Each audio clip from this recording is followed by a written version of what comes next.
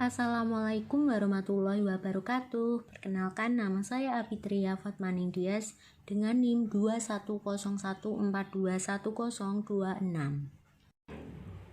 Perkenalkan, nama saya Elsa Amira Arifa dengan NIM 21014210203. Perkenalkan, nama saya Nela Nafisah, NIM 21014211025. Saya Silviana Anissa Putri, NIM 21014211027. Berikut ini merupakan pemaparan materi gugus dan deret konsonan. Pengertian deret konsonan. Deret konsonan adalah gabungan dua konsonan yang terdapat pada suku kata yang berbeda meskipun berdampingan. Seperti pendapat Bulgram pada tahun 1970 halaman 79 mengatakan bahwa gabungan dua konsonan atau lebih yang terjadi pada suku kata yang berbeda meskipun berdampingan disebut deret. Pendapat ini juga dikemukakan oleh Alwi dan kawan-kawan pada tahun 1998 halaman 79 mengatakan bahwa deret adalah gabungan dua konsonan atau lebih yang terjadi pada suku kata yang berbeda meskipun berdampingan. Lauder pada tahun 1996 halaman 148 juga menyatakan deret konsonan adalah konsonan-konsonan yang berada dalam suku kata yang berbeda. Contoh deret konsonan. Contoh deret konsonan di tengah dalam bahasa pesisir Sipulga BSPS. Yang pertama, MB pada kata rambu atau rambut. Yang kedua, NK pada kata bangka. Yang ketiga, NT pada kata hantam atau angkat. K dan K pada dangke atau dekat. Pengertian gugus konsonan. Gugus konsonan adalah deretan dua konsonan atau lebih yang tergolong ke dalam satu suku kata yang sama ketika dilafalkan, baik pada posisi awal, tengah, dan akhir kata. Lauder pada tahun 1996 halaman 150 mengatakan bahwa gugus konsonan adalah dua atau tiga konsonan berdampingan yang terdapat dalam satu suku kata. Bulgram tahun 1970 dalam Hasibuan tahun 1996 halaman 55 mengusulkan bahwa gugus konsonan cluster untuk pengertian kombinasi fonem konsonan yang terdapat pada suku kata yang terdapat pada suku Universitas Sumatera Utara yang sama. Dari pengertian di atas dapat disimpulkan bahwa gugus konsonan merupakan gabungan dua atau tiga konsonan yang berjejer dalam satu suku kata yang letaknya bisa di awal dan di akhir suku kata. Contoh dari gugus konsonan.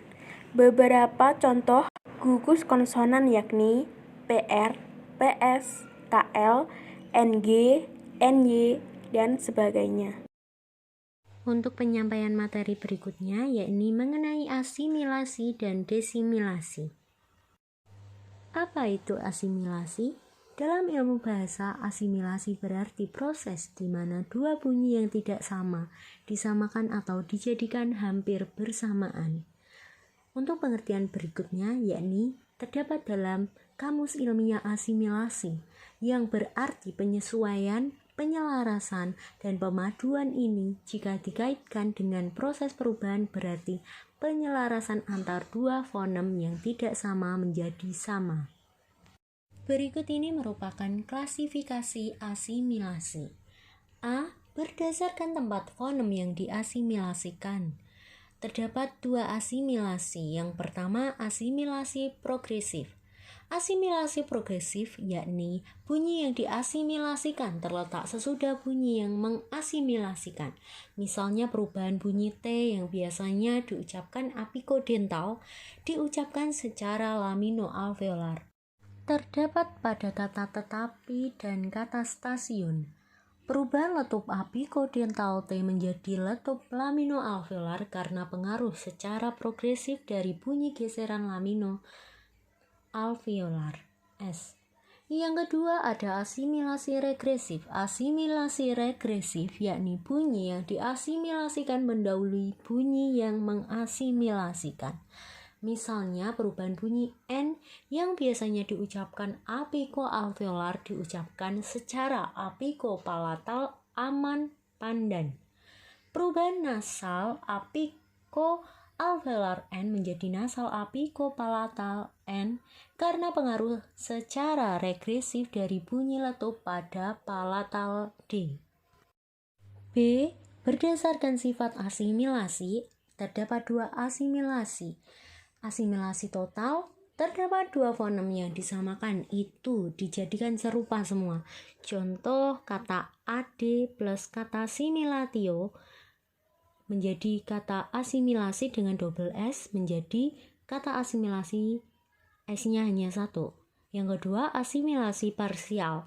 Terdapat kedua fonem yang disamakan itu hanya disamakan sebagian saja. Contohnya kata in plus kata perfect menjadi kata imperfect menjadi kata imperfect. Selain itu, terdapat asimilasi resiprokal. Asimilasi resiprokal yaitu kedua bunyi yang saling mengasimilasikan sehingga menimbulkan bunyi baru. Misalnya, kata bahasa Batak Toba holanho, hanya kau diucapkan holako. Yang kedua, kata suwan hon diucapkan suwaton. Bunyi N pada Holland dan bunyi H pada saling disesuaikan diasimilasikan menjadi K, sedangkan N pada Swan dan H pada Hon saling disesuaikan atau diasimilasikan menjadi T. Dengan demikian dapat disimpulkan bahwa kedua bunyi tersebut yaitu N dan H saling disesuaikan. Disimilasi adalah perubahan bunyi yang terjadi jika dua bunyi yang sama atau mirip berubah menjadi tidak sama atau berbeda. Contoh disimilasi yaitu pada kata belajar, berasal dari gabungan prefiks ber dan bentuk dasar ajar. Mestinya kalau tidak ada perubahan menjadi belajar. Namun karena ada dua bunyi R, maka R yang pertama diperbedakan atau didisimilasikan menjadi L sehingga menjadi kata belajar.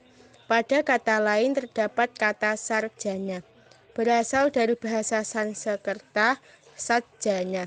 Perubahan itu terjadi karena adanya bunyi J ganda. Karena perubahan itu sudah menembus batas fonem, yaitu J merupakan alofon dari fonem J dan R merupakan alofon dari fonem R, maka perubahan tersebut dinamakan asimilasi fonemis. Apa itu fonem suprasegmental? Fonem suprasegmental memiliki ciri-ciri suprasegmental yang mengakibatkan perubahan arti. Tekanan durasi, titik nada, dan aksen distintif atau yang bersifat fonemis merupakan ciri-cirinya. Apa saja ciri-ciri fonem suprasegmental? Yang pertama adalah tekanan.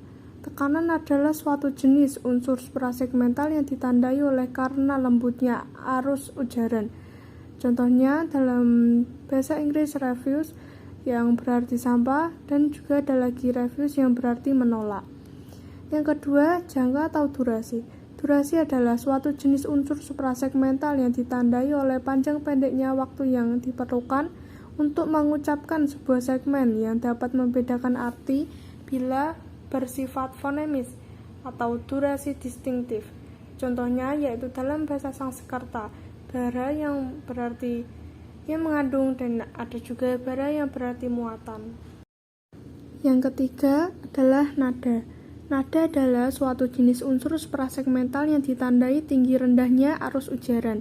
Tinggi rendah ini terjadi karena frekuensi getaran yang berbeda antar segmen. Bila seseorang sedang sedih, ia berbicara dengan nada rendah atau sebaliknya. Yang keempat adalah aksen. Aksen terbentuk dari faktor tekanan atau nada, sehingga terdapat dua aksen, yaitu aksen tekanan dan aksen nada. Aksen telah dikenal oleh ahli bahasa sebagai pembeda makna. Contohnya dalam bahasa Inggris import, yang berarti barang impor, dan ada juga import yang berarti mengimpor. Apa itu tulisan fonetis? Tulisan fonetis adalah tulisan yang digunakan untuk mencatat bunyi bahasa secara detail dalam rangka penyelidikan bunyi bahasa. Pembicaraan secara tertulis mengenai bunyi bahasa memerlukan alat atau cara untuk menunjukkan bunyi-bunyi tersebut. Alat itu disebut tulisan atau abjad fonetik yang berupa huruf-huruf Latin dengan beberapa huruf tambahan dan tanda-tanda pemerlain atau tanda diakritik.